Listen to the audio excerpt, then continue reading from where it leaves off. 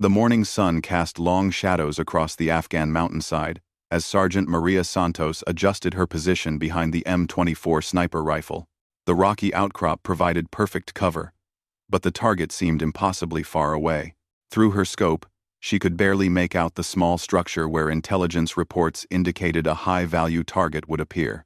Distance confirmed at 2,100 meters, whispered her spotter, Corporal Jake Williams, peering through his own high-powered scope. Wind is gusting from the northwest at 15 miles per hour, with crosswinds that keep shifting. Maria had been part of this elite sniper team for 3 years, but she had never attempted a shot at this distance. The record for the longest confirmed sniper kill stood at just over 2,000 meters, and that had been achieved under perfect conditions by one of the most experienced marksmen in military history. Today's conditions were far from perfect. The intelligence briefing that morning had been crystal clear. A Taliban commander responsible for coordinating attacks against coalition forces would be meeting contacts at the remote compound. The meeting was scheduled for midday, and this hilltop position was the only vantage point that provided a clear line of sight to the target area. "Command, this is Overwatch," Jake spoke into his radio. "We have eyes on the compound." "No movement yet," the response crackled back through their earpieces. "Overwatch. You are cleared to engage when target is positively identified. Be advised, this is a time-sensitive operation. Window closes in 45 minutes. Maria studied the ballistics data on her wrist computer. At 2,100 meters, a bullet would take nearly 3 seconds to reach its target. In that time, wind patterns could shift, the target could move, and a dozen other variables could affect the shot's trajectory. The mathematical calculations were staggering. She needed to account for bullet drop of over 30 feet, wind drift, temperature, humidity, and even the rotation of the earth. "There," Jake said suddenly, his voice tense with concentration. "Movement in the courtyard. I count 3 individuals emerging from the main building." Maria swung her rifle slightly, bringing the scope to bear on the compound. Through the powerful optics, she could see figures moving about. But at this distance, positive identification was challenging. She waited, controlling her breathing, letting her heart rate settle into the calm rhythm she had trained herself to maintain under pressure. "Middle figure matches the description," Jake confirmed after several minutes of observation. "Height approximately 6 feet, distinctive beard, walking with a slight limp on the left side. That's our target." The Taliban commander moved across the courtyard, with 2 bodyguards flanking him. They appeared to be heading toward a vehicle parked near the compound's main gate. If he reached that vehicle and drove away, the opportunity would be lost forever. Maria made minute adjustments to her scope's elevation and windage settings. The mathematics of the shot consumed her thoughts. Bullet velocity of 2,650 feet per second, accounting for the decreasing air density at this altitude, factoring in the Coriolis effect that would push her bullet slightly to the right due to Earth's rotation. Range unchanged at 2,100 meters.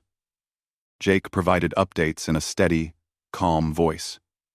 Wind has shifted slightly, now reading 12 miles per hour from the west-northwest. The target stopped in the courtyard, apparently engaged in conversation with one of his companions. This was the moment Maria had been waiting for. A stationary target, even if only for a few seconds. She settled into her firing position, feeling the familiar weight of the rifle against her shoulder.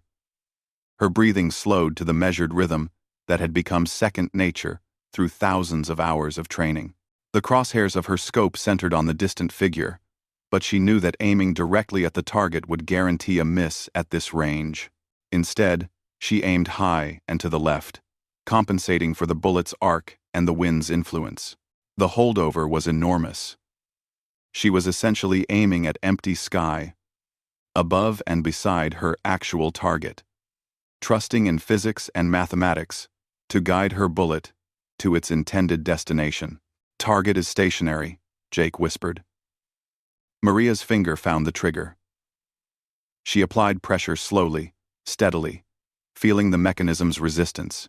Her world narrowed to the small circle visible through her scope, the crosshairs steady, despite the pounding of her heart. The rifle fired with a sharp crack that echoed across the mountainside. Through her scope, Maria watched the muzzle flash and felt the familiar kick of the recoil against her shoulder. Now came the longest 3 seconds of her life. At this distance, she couldn't see the bullet's path or trace its arc through the air. She could only wait, maintaining her sight picture, watching the target through her scope as precious seconds ticked by. The Taliban commander continued his conversation, completely unaware that death was traveling toward him at supersonic speed.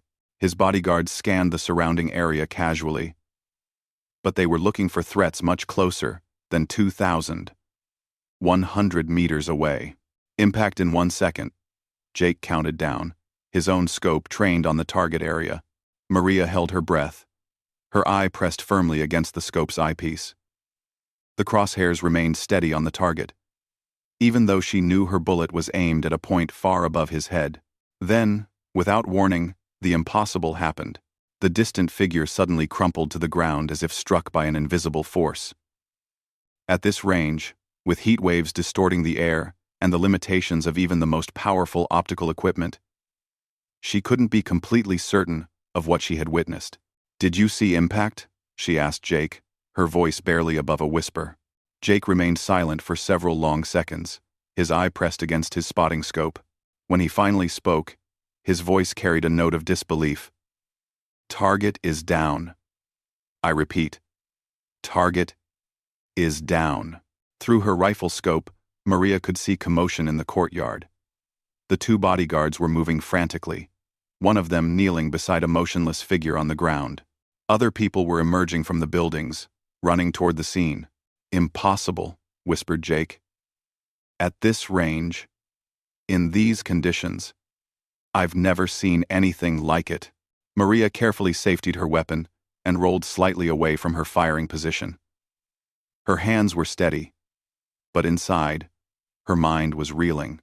Had she really made a shot that military experts would consider nearly impossible? Or had something else happened down in that compound? "Command, this is Overwatch," Jake radioed. "Target appears to be neutralized. Requesting confirmation and extraction." The radio crackled with excited chatter from the command post. Multiple voices were asking for details, requesting verification, and demanding to know how they had achieved what seemed impossible. But Maria Santos wasn't celebrating yet. Something felt wrong about the entire situation. The shot had been perfect. Too perfect.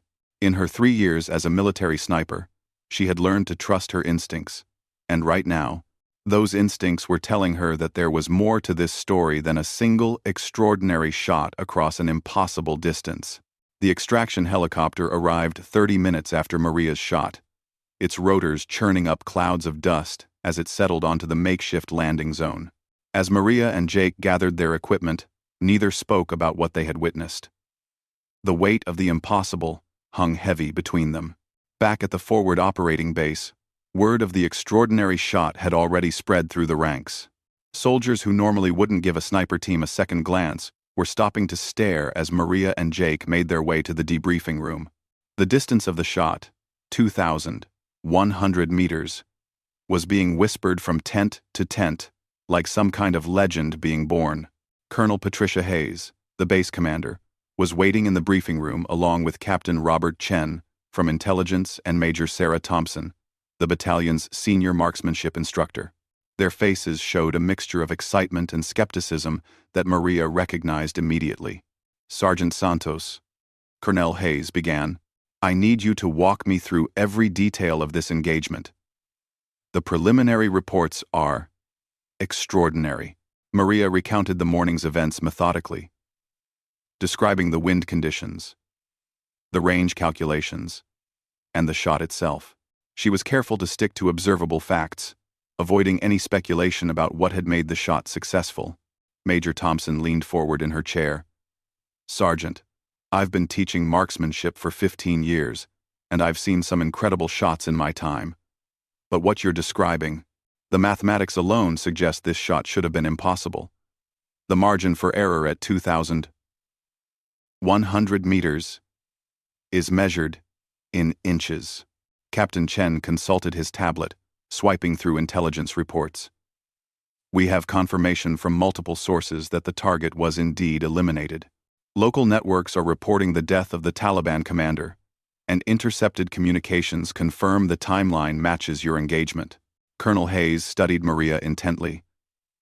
What's your assessment, Sergeant? In your professional opinion, what made this shot possible? Maria hesitated before answering. The question had been bothering her since the moment she saw the target fall. Ma'am, with respect, I'm not entirely certain the shot was possible. The conditions, the range, the equipment, limitations, everything suggests this should have been a miss. The room fell silent. Major Thompson raised an eyebrow. Are you suggesting you missed the target? No, ma'am. I'm suggesting that there may be factors we haven't considered.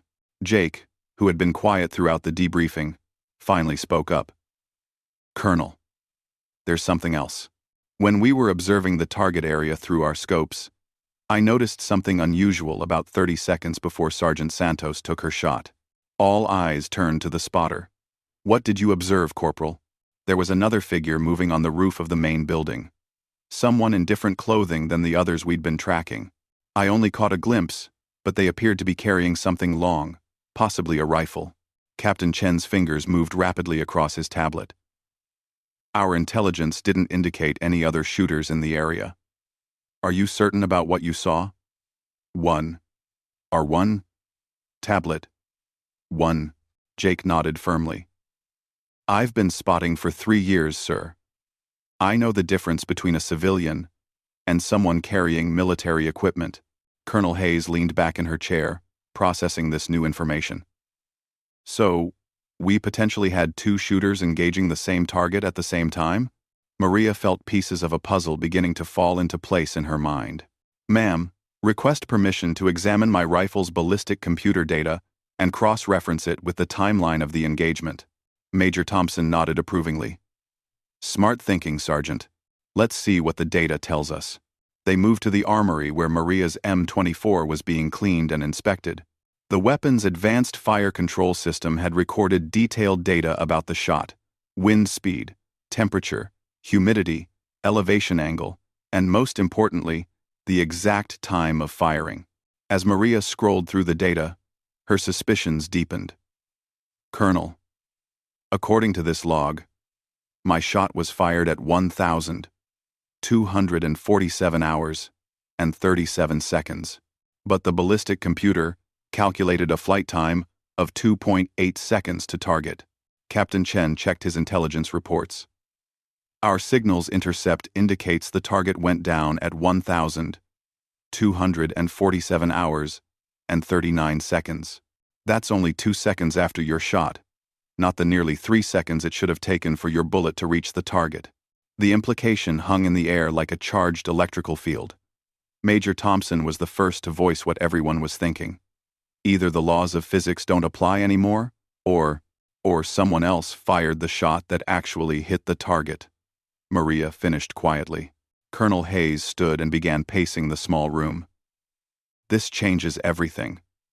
If there was another shooter, we need to identify who they were and whether they were friendly or hostile forces. Jake pulled out his notebook and began sketching the layout of the compound as he had observed it through his spotting scope. The figure I saw on the roof would have had a much clearer shot at a significantly shorter range. Maybe 400 to 500 meters if they were positioned correctly. Captain Chen was already coordinating with the intelligence team. I'm ordering a full analysis of all intercepted communications from the time period. If there were other coalition forces in the area conducting operations, there should be records. Maria stared at her rifle, feeling a strange mixture of relief and disappointment. The relief came from knowing that she hadn't defied the laws of physics and military science. The disappointment came from realizing that her moment of legendary marksmanship was probably just an incredible coincidence. Sergeant Santos, Colonel Hayes said, I want you to understand something. Regardless of who fired the killing shot, You executed a textbook engagement under extremely difficult conditions. Your positioning, calculations, and shot placement were all professional grade. Major Thompson nodded in agreement. The fact that another shooter may have engaged the same target at the same time doesn't diminish your performance. In fact, it raises some interesting questions about coordination and intelligence that we need to address. Over the next several hours, the intelligence team worked frantically to piece together what had actually happened. Radio intercepts from the time of the engagement revealed chatter about a precision strike from an unidentified unit. Satellite imagery was requested to examine the compound's roof area for signs of the mysterious second shooter. As evening approached, Captain Chen called the team back together. His expression was grim as he spread aerial photographs across the briefing room table. We have confirmation of what Corporal Williams observed.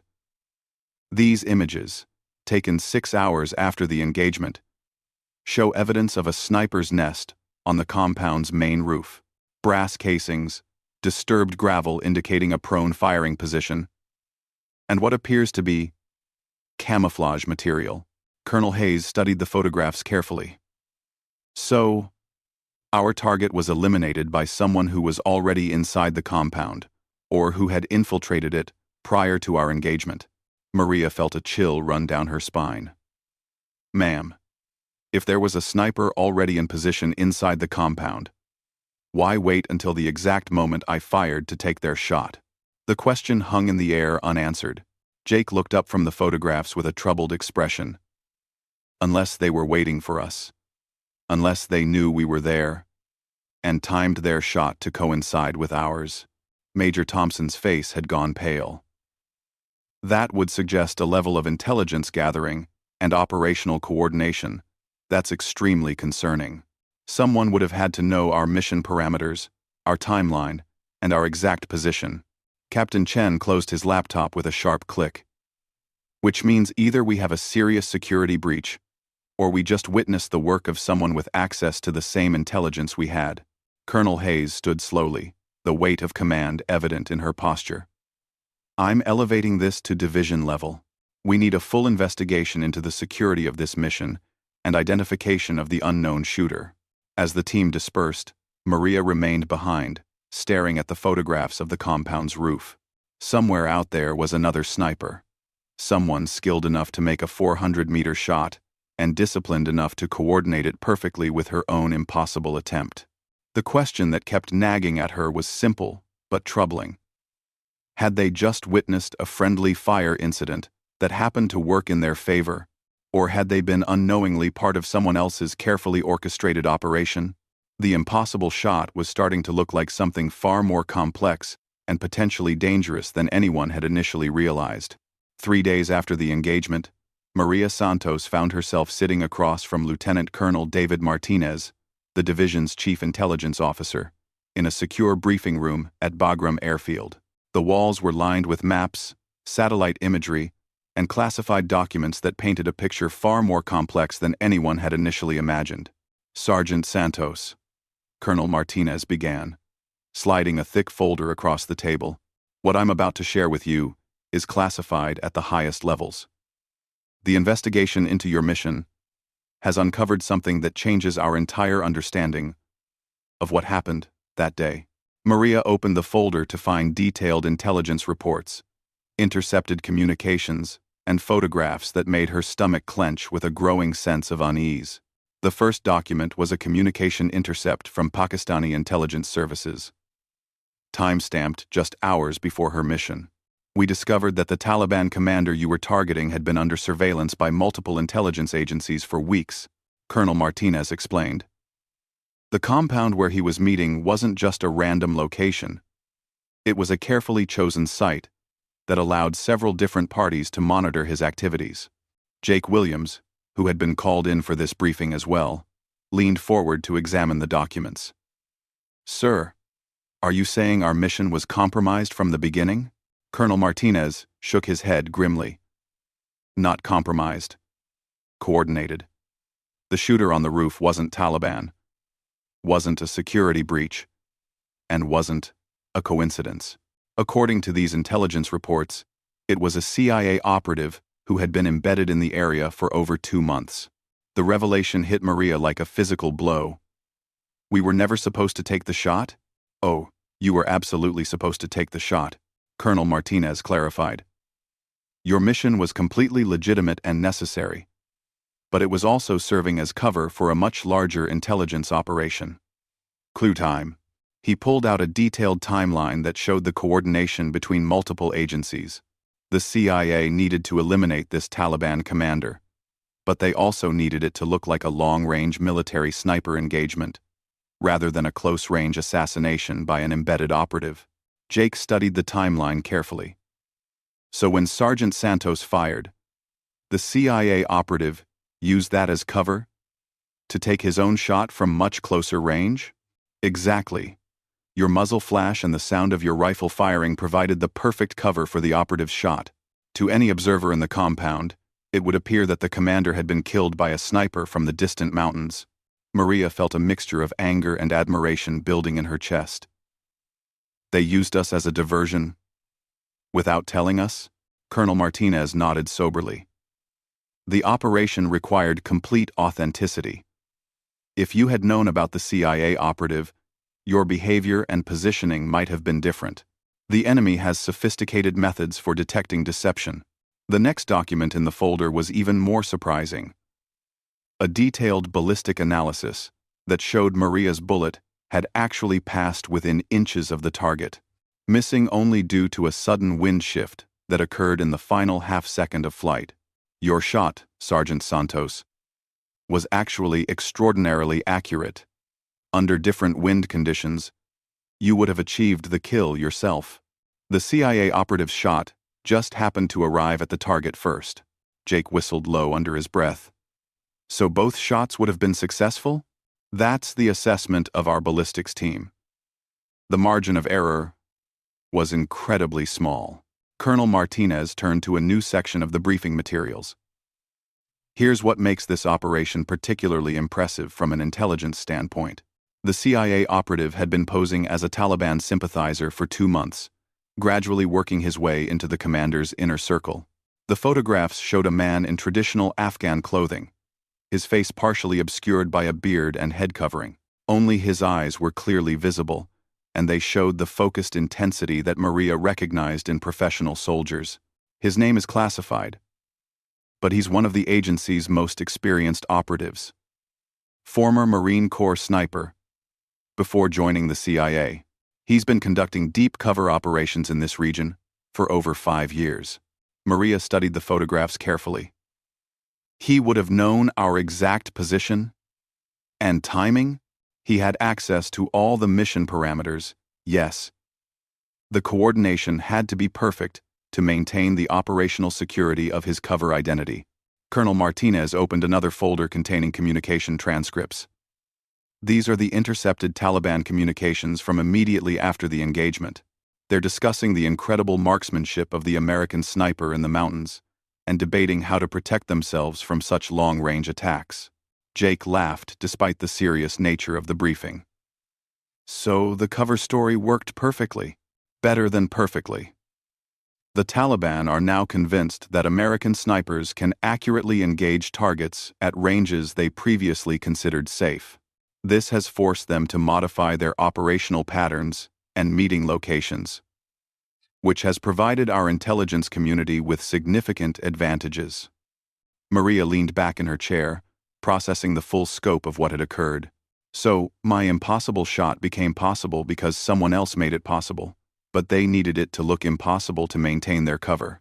That's perhaps the best summary of the operation I've heard, Colonel Martinez agreed. The CIA operative couldn't simply assassinate the commander and disappear. That would have blown his cover and potentially compromised other ongoing operations. But by timing his shot to coincide with yours, he created a scenario where the Taliban believes they were attacked by an extraordinary sniper from an impossible range. The final section of the briefing materials contained information that made Maria's head spin. The CIA operative had not only eliminated the Taliban commander, but had also gathered intelligence that led to the disruption of a major terrorist attack planned for the following week. The information he gathered while embedded with that commander's network prevented an attack on a school in Kabul. Over 200 children, would have been killed or injured.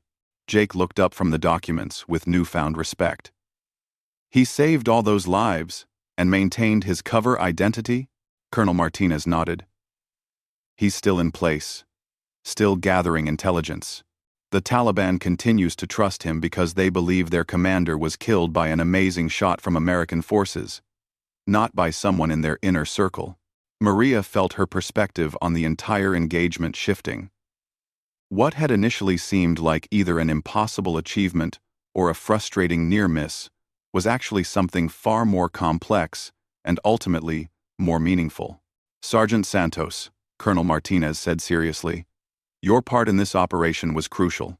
Your professional execution of an extremely difficult shot provided the perfect cover for a critical intelligence operation. The fact that you came within inches of achieving the kill yourself only adds to the authenticity of the scenario. As the briefing concluded, Maria and Jake were sworn to secrecy about the true nature of their mission. The official records would show only that Sergeant Maria Santos had attempted an extraordinary long-range shot that appeared to be successful, with no mention of the CIA operative or the larger intelligence operation. Walking back to their quarters that evening, Jake broke the contemplative silence. You know what's really incredible about all this? Maria looked at him questioningly. Both shots, yours and the CIA operatives, required extraordinary skill and training. The only difference was range and timing. You're still an amazing sniper. Maria, you just happen to be part of something bigger than any of us realized. Maria smiled for the first time in days. I guess the impossible shot wasn't impossible after all. It was just collaborative. 6 months later, Maria Santos received a commendation for exceptional marksmanship under challenging conditions.